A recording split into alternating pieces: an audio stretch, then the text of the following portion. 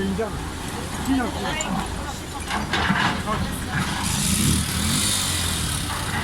Tamam. Tabak lan beraber. Tabak lan beraber. Yanlış yiyecek mi? Ya.